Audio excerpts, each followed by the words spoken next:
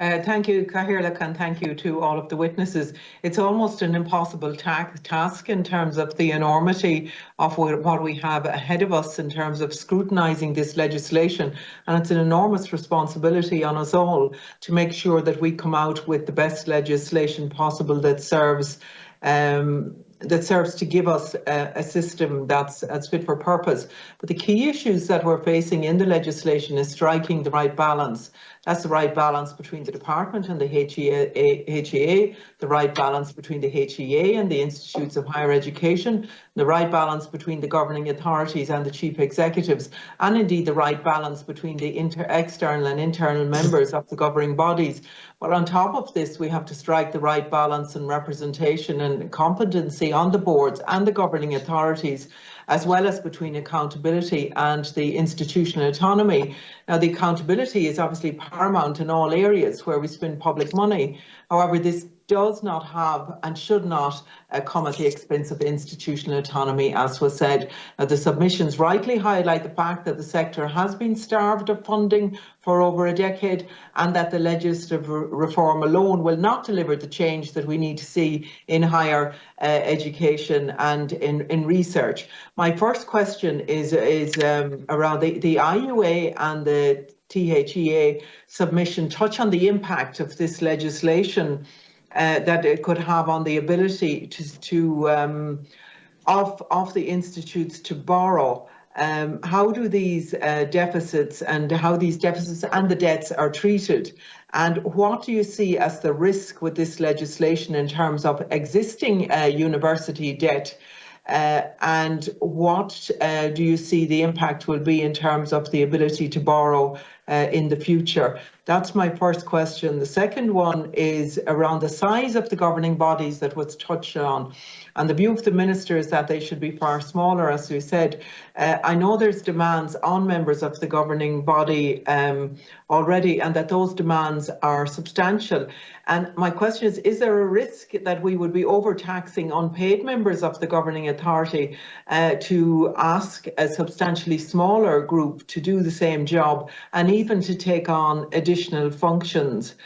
So maybe because I really want to have time for you to answer those. Possible, those two.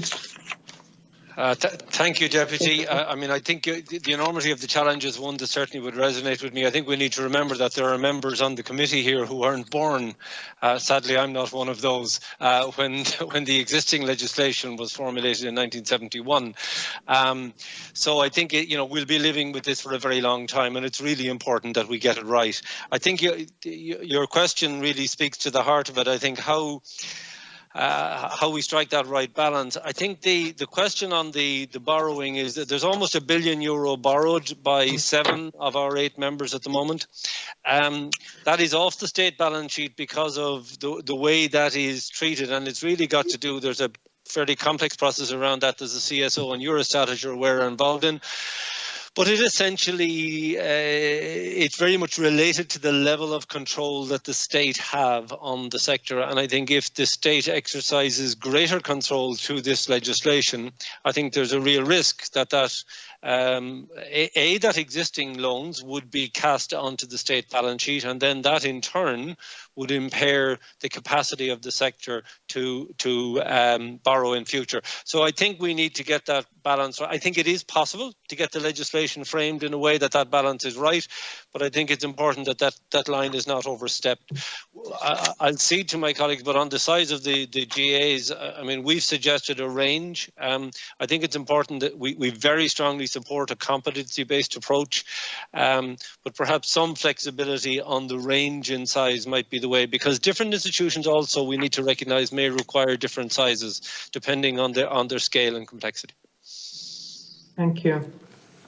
Thanks. If I may, Chair, just come in a supplemental on that, and thanks, Deputy Conway-Walsh, for your questions and for your constant interest in education, which I really appreciate, as with Senator Byrne. You make the point about accountability. Absolutely, when we're dealing with public monies, that's an absolute given. However, that concern shouldn't lead us into micromanagement of these institutions. That's probably one of the themes that's coming across. On the question of the impact of the legislation to borrow, we've just had this move, the technical move towards the Technological University of Shannon, a really great day. We're looking at 5 technological universities at the start of next year. These will be, they're very nascent bodies at the moment. They're going to need time to build capacity. Our difficulties, we're not even able to get into the borrowing at the moment, and they're going to need that if they're going to meet the ambition that's set out in government policy through frameworks such as the Project Ireland 2040 and national plans. On the size of governing bodies, fully agree with you. That was the point I was making earlier on. It is becoming a very onerous role now. It's becoming actually more difficult to attract people to take this on. So I won't delay further on that other than to agree with the point. Thank you. Okay, thank you. Okay. So for that, that has. I will have to. I'm. Right. Okay. Councillor Hode, I will allow you in, and then I'll move on to the next questioner. I'll be very brief. Just Deputy to say, I suppose I share the same concerns in relation to the reduction of the governing body, but I think it's important that we would recognise that it would embrace the voices of many contributors, and also I think that it would have strong representation from the region, because I think that's very important in the whole process. Thank you, Chair.